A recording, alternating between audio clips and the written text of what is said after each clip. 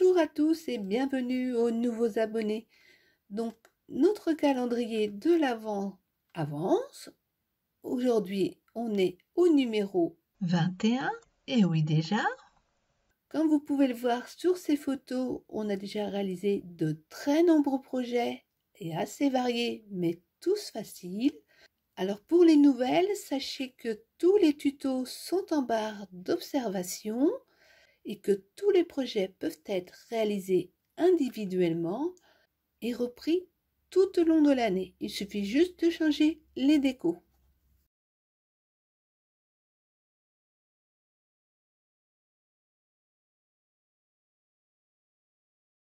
Alors aujourd'hui, je vous propose une petite boîte diamant.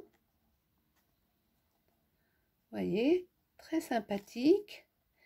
Elle fait 6,5 de large sur 5,5 de haut.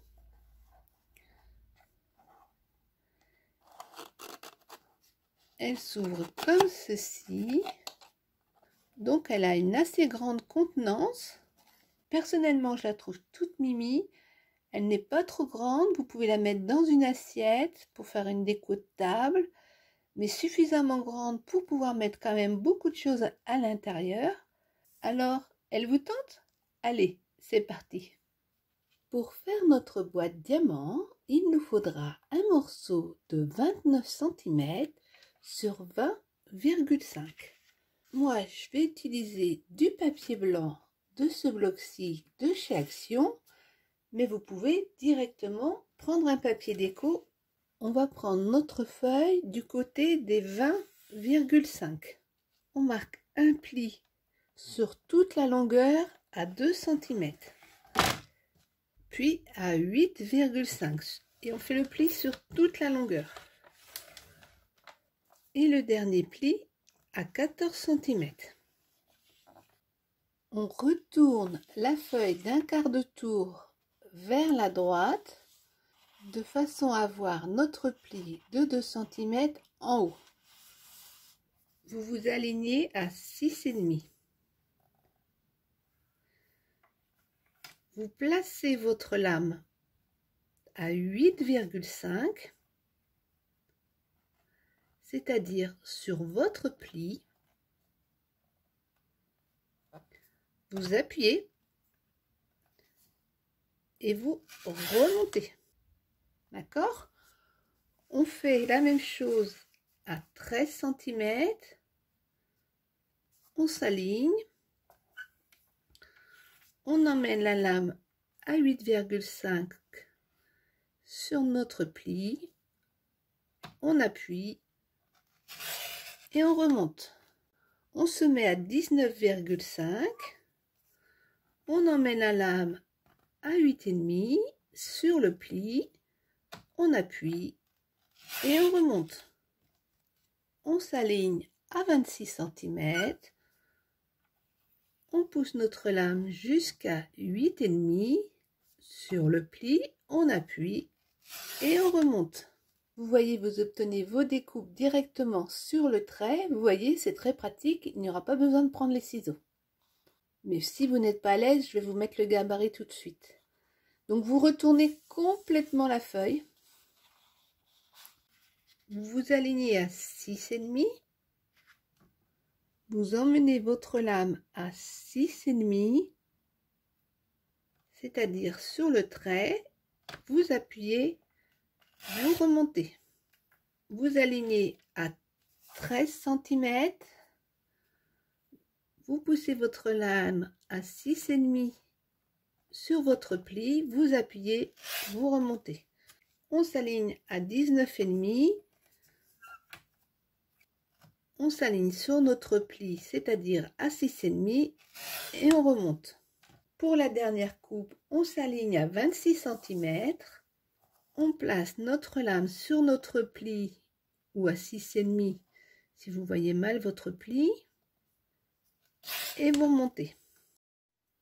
Donc normalement, vous obtenez ceci.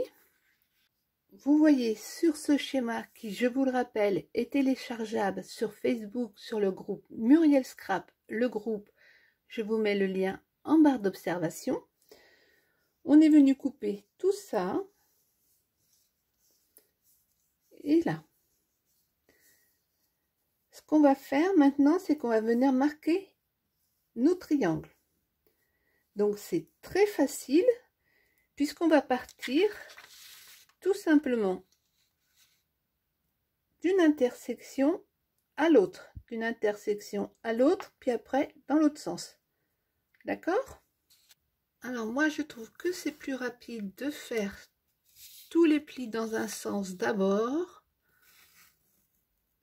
puis tous les plis dans l'autre sens ensuite.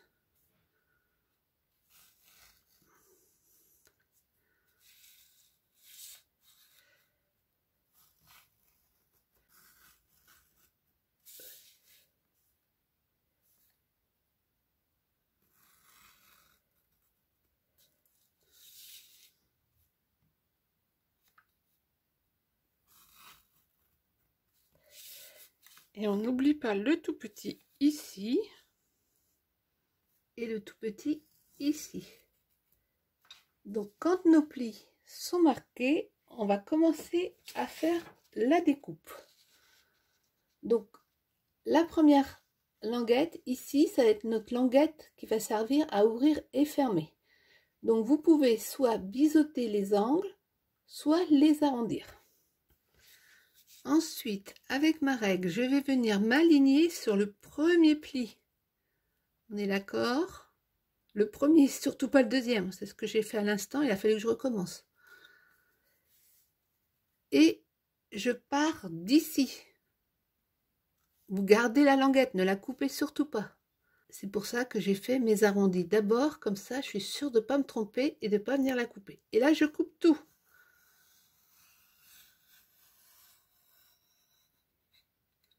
Avant de soulever ma règle, je vérifie que mes pièces se détachent bien. Ensuite, on s'aligne sur le deuxième pli. Et là, attention, on garde notre premier carré, le deuxième, et c'est le troisième que nous retirons. Je ne bouge pas ma règle et je viens retirer le dernier petit rectangle.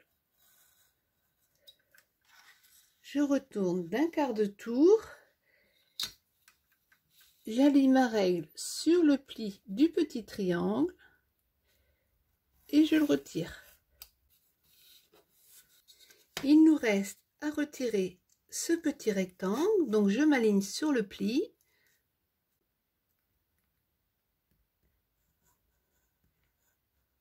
Et je retire. Donc normalement, si j'ai bien expliqué, vous devez obtenir ceci qui correspond au schéma. D'accord? Maintenant, on va marquer tous nos plis. Donc moi je commence par cela. Utilisez un plioir pour finir, c'est plus propre.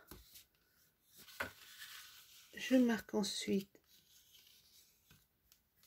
mes autres carrés, puis les triangles.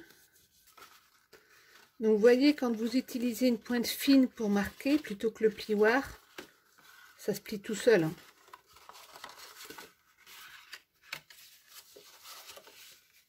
Vous voyez, notre boîte va s'assembler toute seule. Quand tous vos plis sont marqués, vous mettez de la colle sur ce petit triangle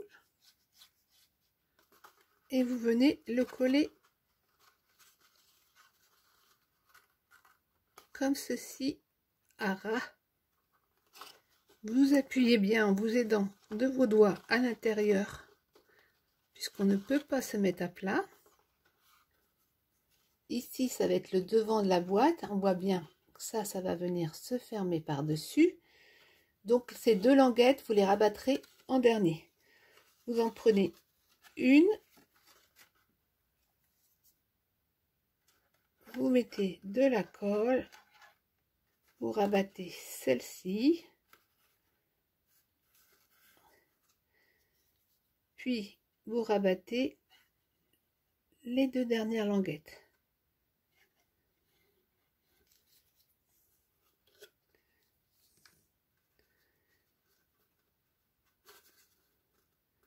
Vous veillez à rester bien dans l'alignement. Et ensuite, la dernière languette.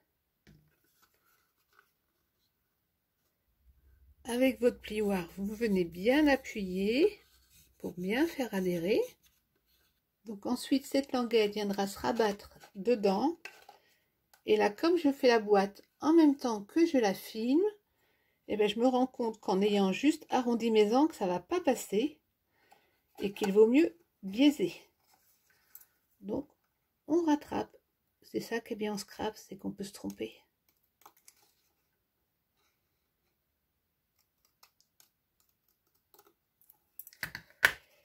Et vous voyez, ainsi ma petite boîte se ferme très très bien. Donc ben, il ne nous reste plus qu'à décorer. Donc pour ma déco, j'ai décidé de coller des petits triangles. Bon, il aurait mieux valu que je colle à plat, mais c'est pas grave, on va le faire maintenant. En tout, il nous en faut 8. Et moi, j'ai décidé d'alterner Père Noël, couleur rouge, Père Noël, couleur rouge, et ainsi de suite. Donc, il m'en faudra 4 de Père Noël et 4 de couleur rouge. Donc, comme le rouge n'a pas de sens au papier, je vais pouvoir directement couper mes 4 triangles. Pour ce faire, j'ai découpé un morceau de 16 cm sur 5,4. Je suis venue faire une marque à 6,4 et une autre à 12,8. Et en bas, j'ai fait une marque à 3,2 et à 9,6. Je n'ai plus qu'à relier mes points et mes 4 triangles sont faits. Pour un papier qui n'a pas de sens, ça pose pas de problème. Ou si vous voulez coller le même motif partout, ça posera pas de souci non plus de faire tous les triangles à la suite. Mais si comme moi vous voulez que les motifs du bas, eh bien celui-ci sera inutile. Dans mes chutes, j'ai découpé 2 morceaux de 12,8 sur 5,4 et en haut, je suis venue faire une marque à 3,2 et à 9,6. Et en bas, j'ai fait une marque à 6,4. Il n'y a plus qu'à relier les points et à couper. Voilà, la petite boîte diamante est terminée. J'ai rajouté mon numéro. J'ai fait une demi-coche parce que je trouvais que c'était plus facile pour l'ouverture. Et de même que je suis venue faire des demi-coches ici et là, parce que je trouve que ça facilite l'ouverture. Donc on a un grand contenant. Alors dedans, je pense que je vais mettre des petits gâteaux ou peut-être des petits nougats. J'hésite encore, c'est pas acheté, on verra. Sur le dessus, je suis venue coller un carré avec de la mousse 3D, des die, et puis ici un embellissement que m'a offert récemment Géraldine et qui allait très très bien avec mon déco. Donc c'était un embellissement en bois. Donc vous voyez, ça porte de la matière, j'aime beaucoup beaucoup. Donc j'espère que vous aussi vous avez aimé ce petit projet. N'hésitez pas à me laisser un commentaire, j'y répondrai avec grand plaisir. Et on se retrouve très bientôt pour la boîte numéro 22. Ciao, ciao!